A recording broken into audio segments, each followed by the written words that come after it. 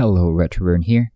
So lately I have been playing some Hearthstone and I'm very much amused by how well my Newbie deck has been doing and how closely it resembles the top decks on sites like Hearthstone Top Decks and Hearthspawn.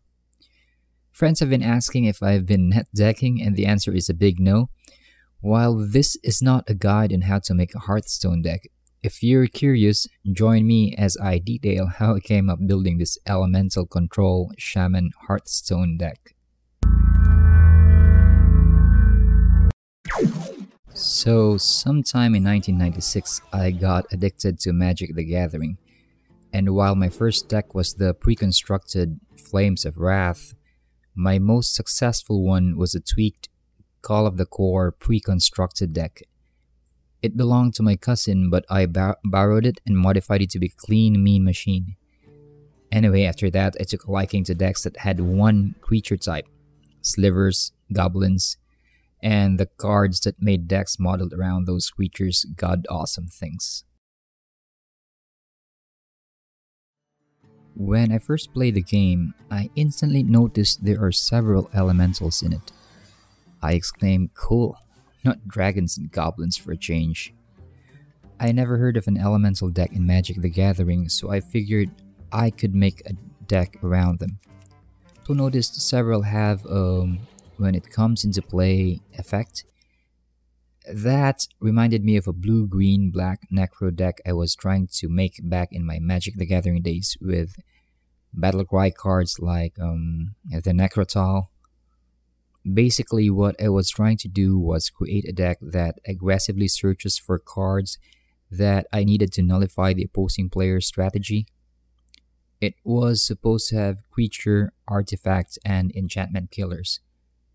The idea was cool, but it was very expensive for me because I was just a college student back then.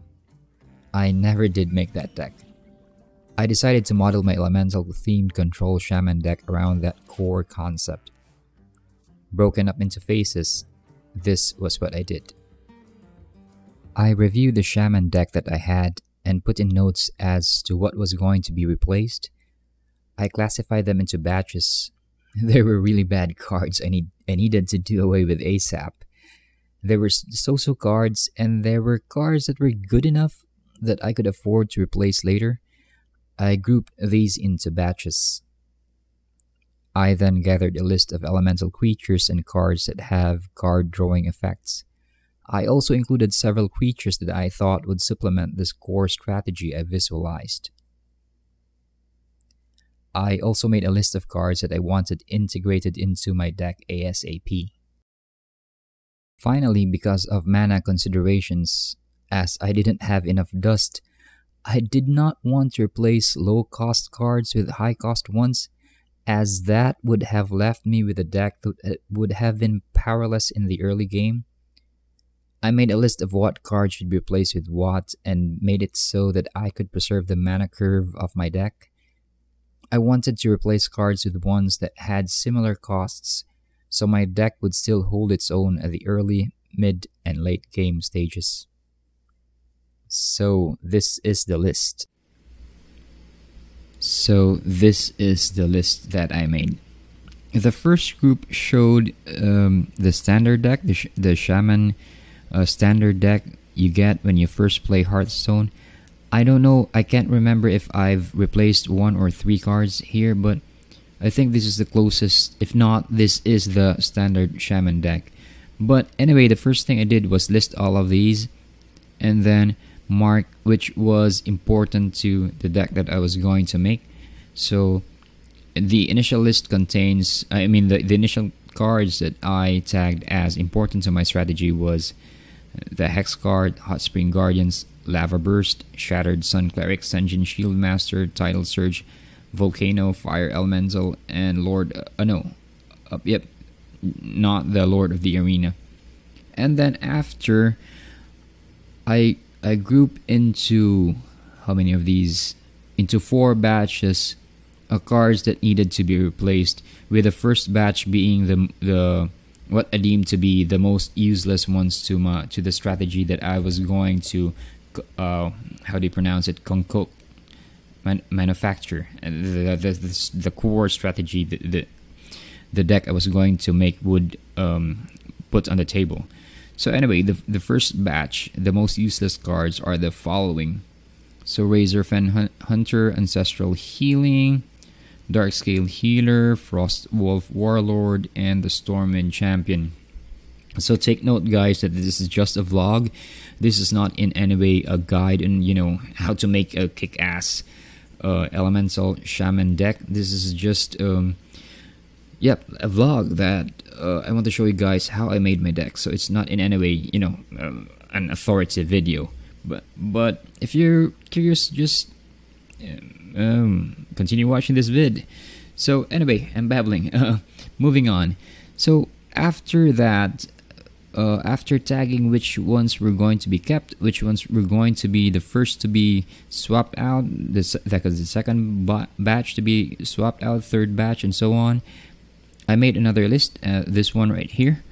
I googled for Elemental Hearthstone, and the search engine result pages gave me several websites, and one of these, I can't remember if it was Hearthstone Wikia or maybe it was Hearthpawn. I really can't remember. But anyway, it had a sort of a catalog thingamajig, wherein if you search on Google Elemental Hearthstone, it's going to give you a list of all the elemental cards in the game. So I listed all the elemental cards that I deemed would be central to the strategy that I was going to make. So these are what I came up with, and of course I also added in non-elemental cards that I thought would synergize well with the deck that I was going to make. So these are the initial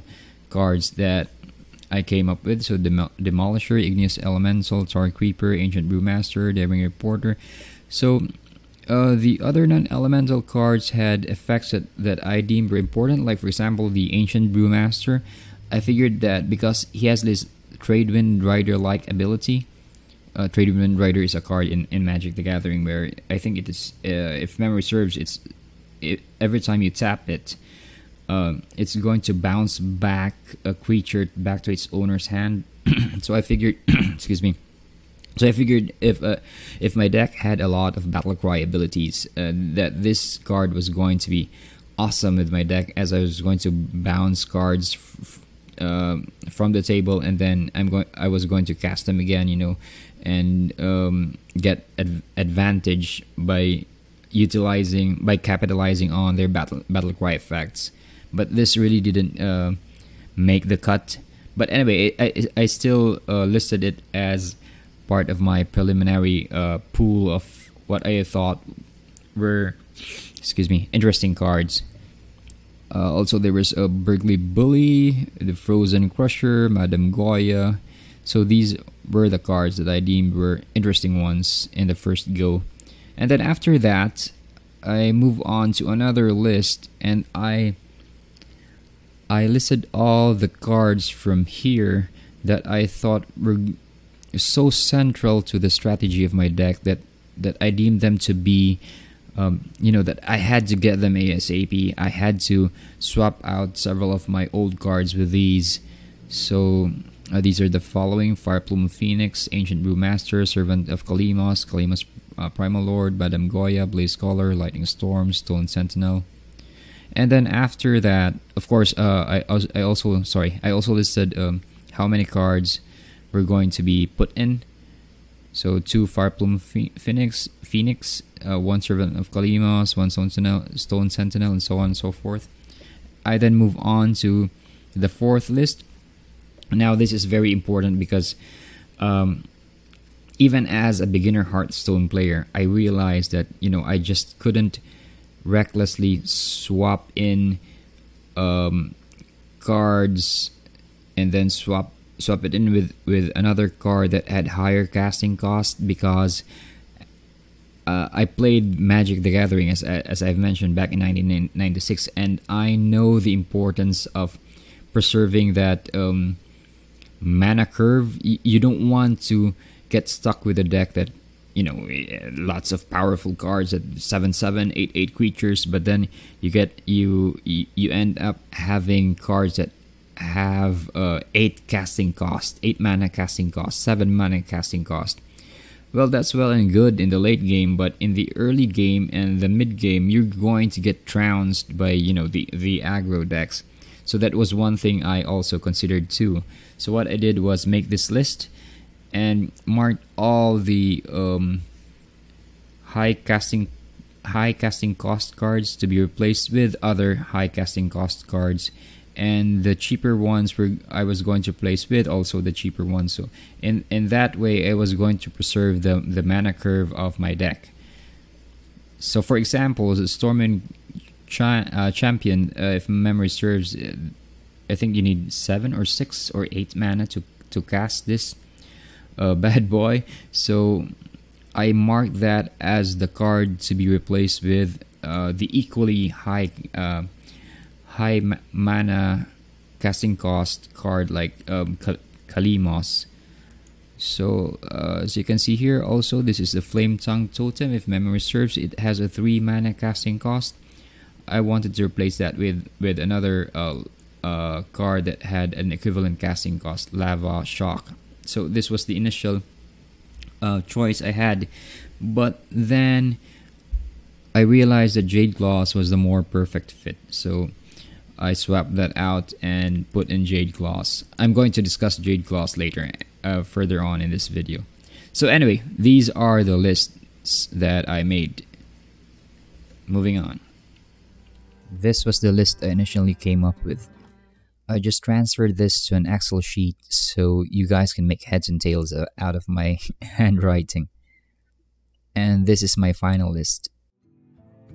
As you can see, I did not adhere to my initial plans. I made several changes. The Jade Gloss came later. They are the only ones I copied from the internet. I feel that I was weak against early game creatures that popped up on their lonesome. Wasting a Lightning Storm on solitary minions would have been a waste each and every time, so I needed another early game direct damage killer. The Jade Gloss fit that part perfectly. This isn't by any way finished though. I feel that even with a bevy of direct damage and area effect cards the deck has, it still is weak against aggro decks that buff their creatures with multiple cards. Priest decks come to mind. So people have been suggesting Devolve. At first, I resisted that as it would make me closer and closer to being a net decker. However, I've discovered that the higher you go up on the ladder, the more you have to follow the meta if you want to have a fair share of wins. So 2 Devolves it is. I'm going to craft those 2. I will also add in a Blood Mage Thalnos and a Halaziel the Ascended to complete this deck, but I'm not too sure. I'm torn between Halaziel and Alexstrasza, but I really don't know. But yep, my first 2 choices are Blood Mage Thalnos and Halaziel the Ascended card. So yep, this has been Retroburn, and I hope you enjoyed this video. If you found this informative and or entertaining enough, please drop a like and or subscribe. It would go a long way in supporting my efforts in creating more content for you guys. Stay cool, stay frosty.